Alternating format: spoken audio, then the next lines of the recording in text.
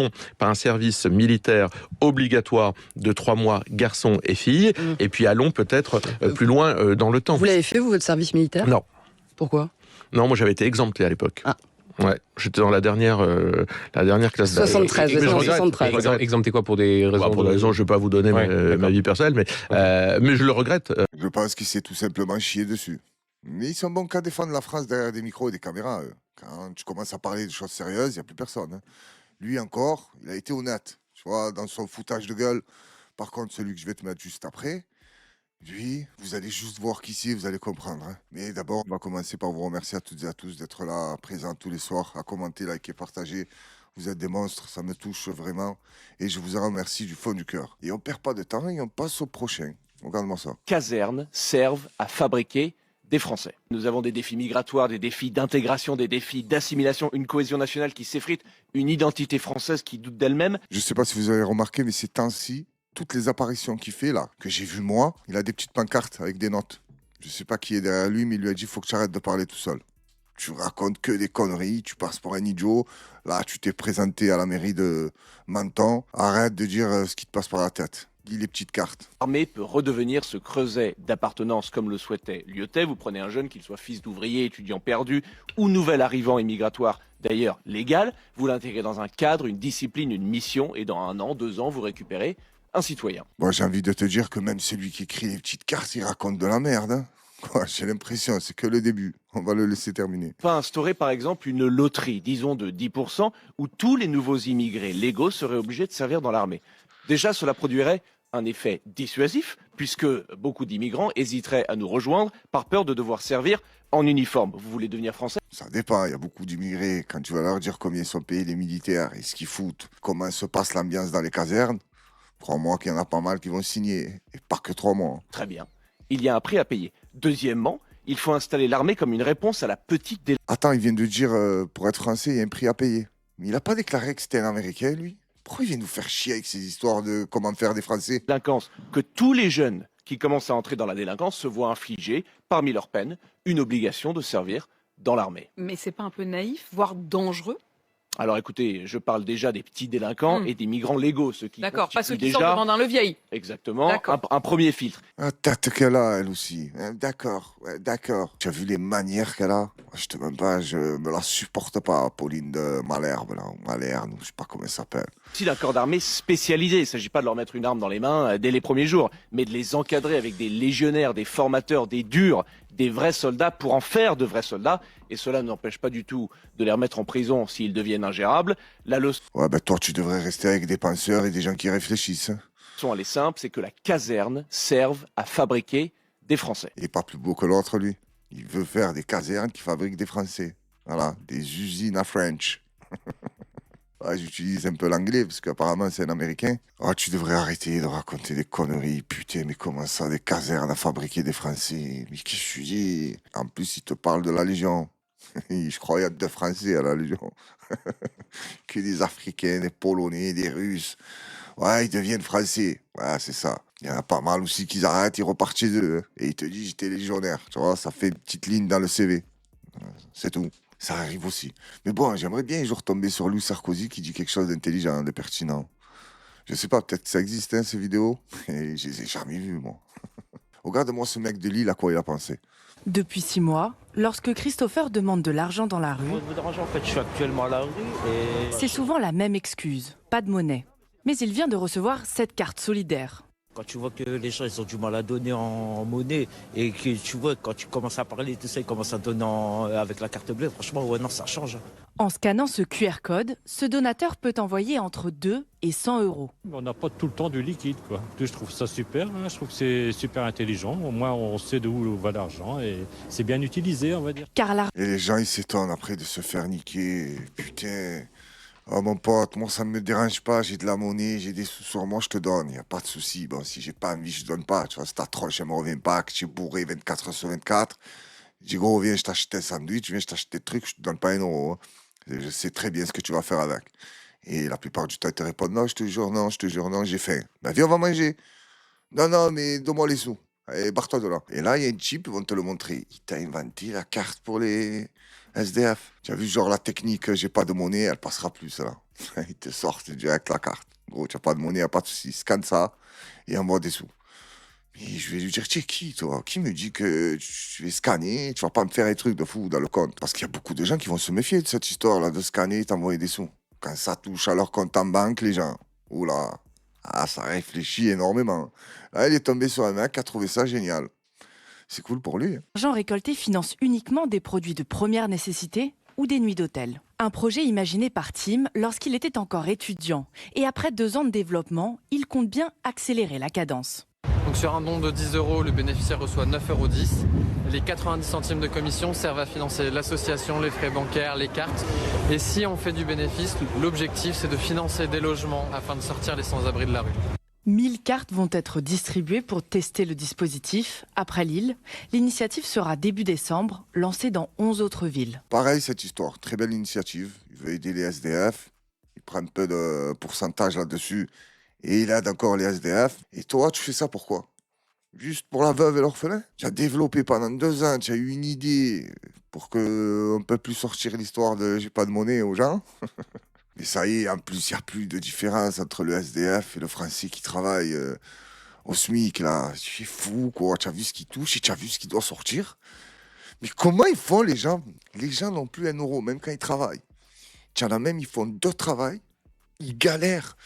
Et il a sa femme qui travaille aussi. C'est chaud. Je te promets, j'arrive pas à comprendre comment ce système il tient. Les gens, ils sont sous l'eau. Ils n'arrivent plus à respirer. Mais ça vit, ça tourne, tout se passe bien, il y a tout qui augmente. Hein. Tu me les as vus là pour Noël, les chocolats, où tu as l'impression d'investir dans un truc en bourse. Paquet de ligne, t'as 20 €. Ah mais allez vous faire foutre vos chocolats, mais ça va pas quoi. Mais quoi, Noël aussi, ça va être un truc de riche. Donc je sais pas qui va leur faire des virements, parce que il y a plus d'argent. Et les gens, ils sont tous pauvres. J'ai l'impression que la seule différence entre les deux, c'est qu'il y en a un, il a un toit, et l'autre, il en a pas. Mais même celui qui a le toit, tous les mois, tu luttes pour être à niveau. Même si le découvert, il aide énormément de gens. Mais est-ce que c'est normal, soi-disant, dans une puissance mondiale? Et puissance mondiale de quoi? C'est ça que je comprends pas. Il se base sur quoi, puissance mondiale? Ça se base surtout pas sur ce que bouffe ton peuple, hein, parce que là, tu es loin d'être une puissance mondiale. Tiens, écoute-moi cette histoire. Cette famille, vivant en autarcie dans une forêt italienne, perd la garde de ses enfants. Une décision alarmante selon Giorgia Meloni.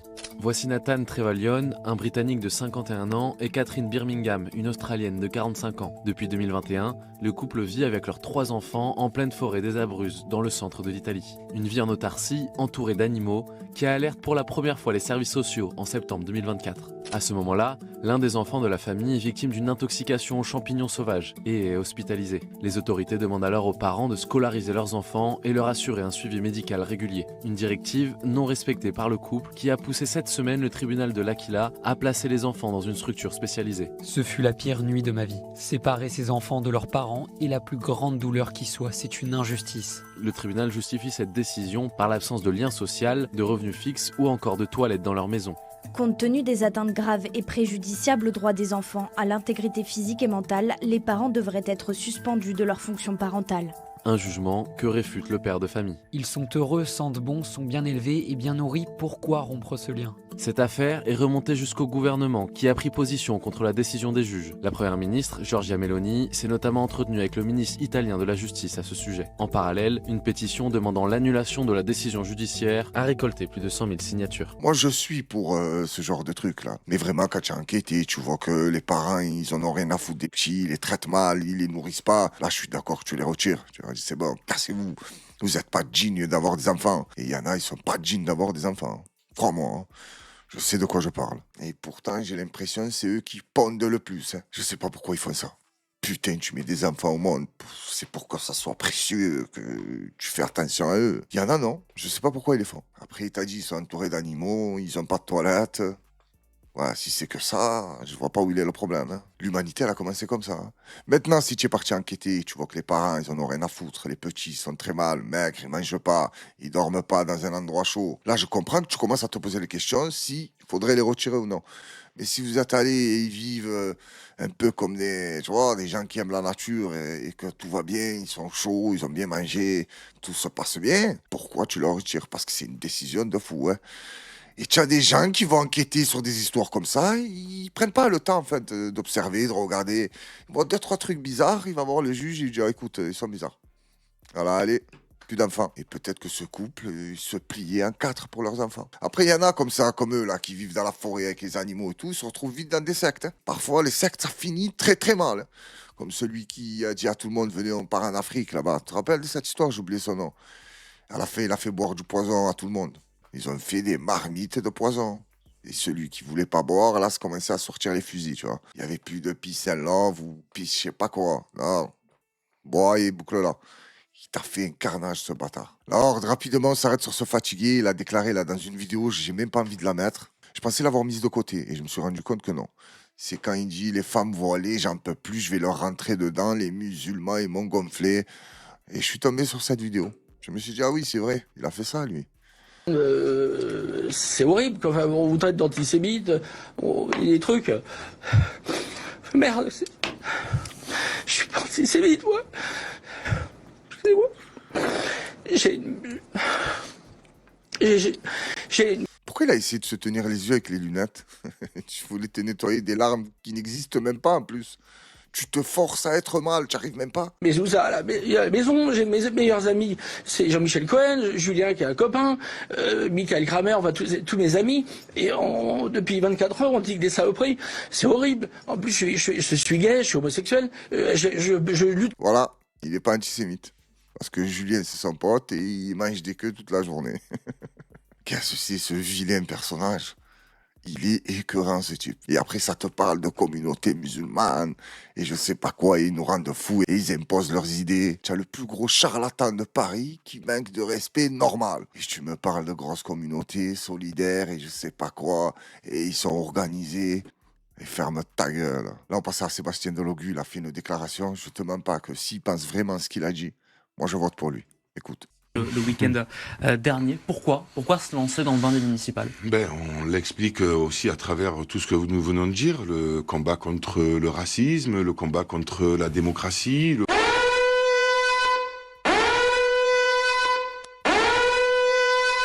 Oh. Il a sorti de bon cœur contre la démocratie. Moi, je vote pour lui. Si c'est vraiment ça, il est contre la démocratie, c'est bon. J'aime les gens qui assument, qui disent la vérité.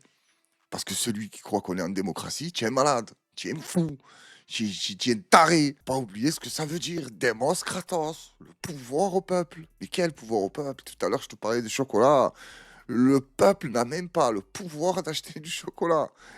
T'imagines le pouvoir de merde qu'il a, le peuple? Il n'arrive pas à se nourrir, se chauffer, boire, avoir une vie décente. Quel pouvoir! Donc quand j'entends Sébastien Delogu me dire, voilà, moi je me présente pour être contre la démocratie, bien sûr que je vote pour lui. Tu es malade ou quoi? Le combat contre la démocratie, le collectif qui est derrière moi, c'est-à-dire les insoumis. Moi, aujourd'hui... Bon, dommage que c'est coupé, parce que j'aurais bien aimé savoir ce qu'il dit juste après. Peut-être qu'il aurait dit, ah pardon, non, pas contre la démocratie.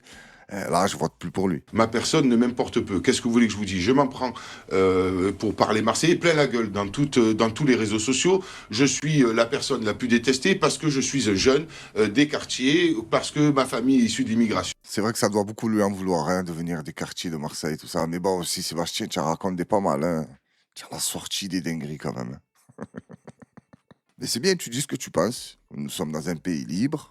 Et tu as le droit de dire un peu tout ce que tu veux. Moi, je te mens pas, tu me régales. Mais par contre, gros, j'attends le combat avec Bruno Attal. Parce que lui et Bruno Attal, sur les réseaux sociaux, à chaque fois qu'il se manque, Bruno Attal, il s'arrête pas. Il te met les vidéos en boucle, regardez-le, et je sais pas quoi, et c'est un menteur, et c'est un guignol. Et il s'arrête plus. Et tu as Sébastien, des fois, il lui répond. Il dit, oh, j'ai envie de le gonfler. J'aimerais beaucoup qu'un jour les deux se croisent. D'ailleurs, j'ai croisé il y a pas très longtemps Sébastien Delogu. Là, c'est un vélo à Marseille qui a battu le record de vitesse. Écoute à combien il faisait des pointes le vélo. Ce vélo électrique filait à la vitesse d'une moto. 90 km/h sur l'autoroute à la sortie de Marseille. Samedi dernier, en début d'après-midi, les CRS poursuivent un automobiliste pour excès de vitesse lorsqu'ils se font doubler par le VTT. Je sais pas qui c'était ce type, mais c'est un taré. Il a un VTT, il va à 91 km/h, mais ils vont te dire qu'il fait des pointes à 127 ou 121, tu vas voir.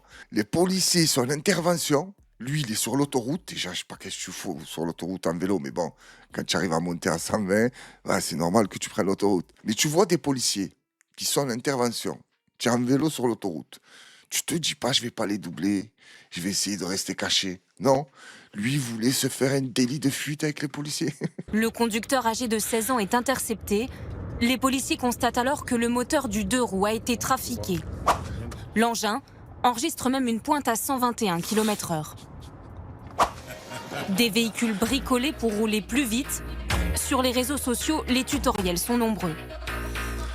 Ouais, un jour j'avais X-Max, il allait pas à 120. Il a fait quoi sur le vélo?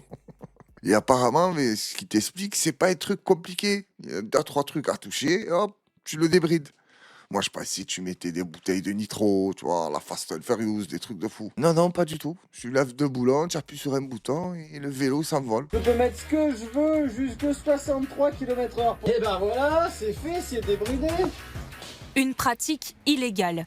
Pourtant, ce réparateur reçoit régulièrement des demandes sur des modèles comme celui-ci.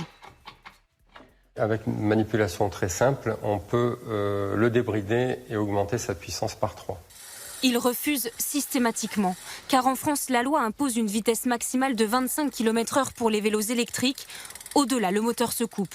Chercher à dépasser cette limite est extrêmement dangereux, selon lui. Sur un freinage, le vélo ne supporte pas, ça risque de casser un des éléments et puis entraîner un accident, un disque de frein qui casse.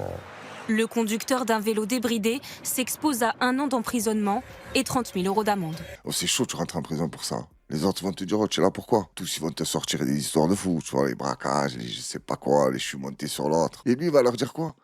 J'ai fait une trou aux policiers en vélo sur l'autoroute? Ils vont lui dire quoi? Qu'est-ce que tu racontes? D'entrée de jeu, ils vont lui dire, oh, lui, c'est un mytho. Il va dire, qu'est-ce que tu racontes? Tu passes à la télé, regarde. Je te faisais des pointes à 120 avec le vélo. Moi, de je décolle sur l'autoroute. Qu'est-ce que tu racontes? J'ai fait des 3, des RS4, des RS3, tout le monde. Alors, je tenais à mettre cette vidéo parce que je vous mens pas, jusqu'à la fin de la vidéo, j'avais pas compris que c'était une pub. C'est un peu gênant. J'étais mal à l'aise. Mais ils ont raison. Si eux, ils se bougent pas le cul, personne ne va le faire pour eux. Regarde. Vous savez quoi, mesdames? Depuis que mon mari a acheté un PC gamer, et il a carrément changé de vie. Regardez-le.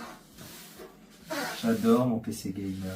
Il ne va plus au bar des sports, mesdames. Bon, Doudou, je vais aller boire un coup là parce que je vais aller revoir les copains. Mais enfin, mon chéri, tu as tes amis sur ton PC gamer. Ah, mais oui, c'est vrai. Je vais retourner jouer alors.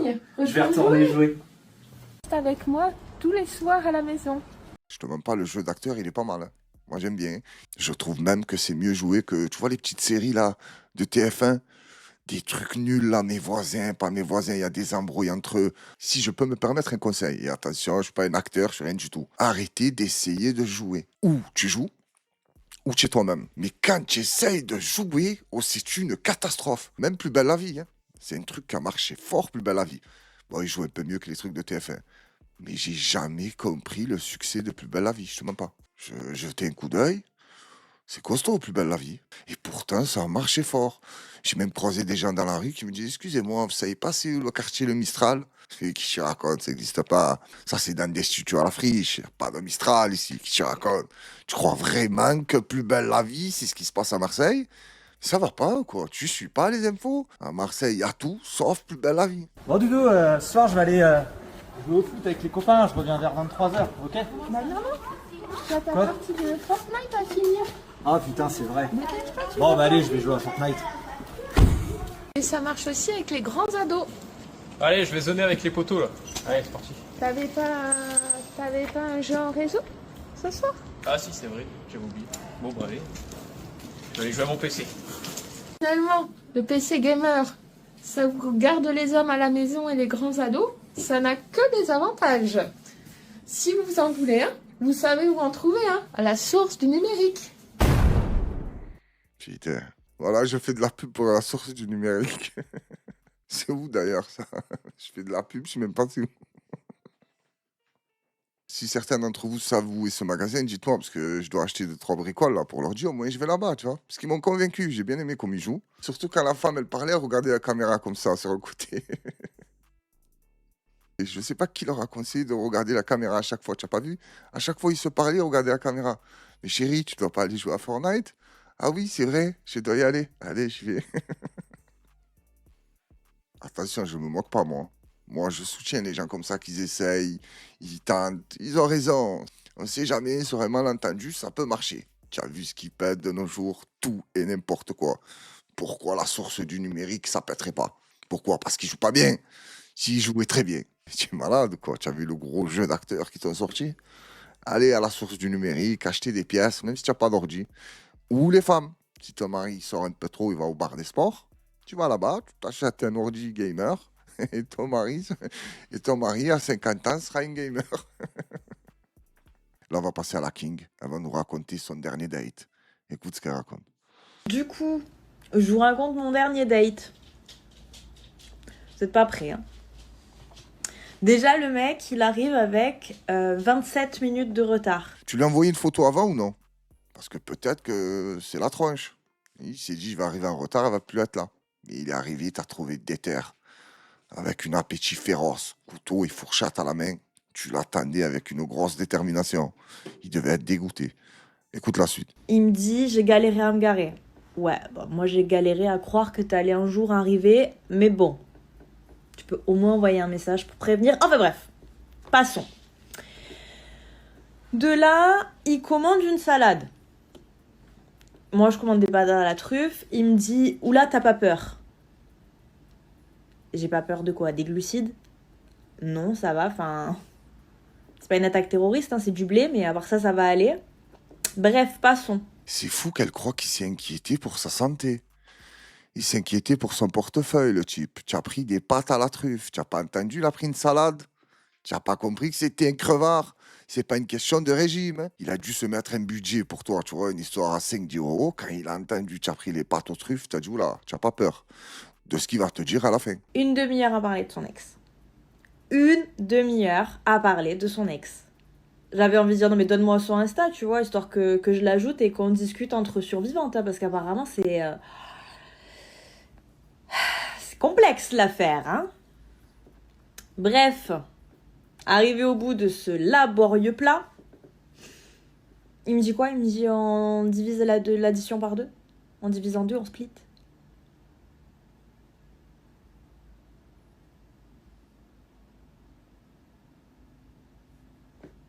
Je me suis levée, j'ai payé, je suis partie telle la queen que je suis.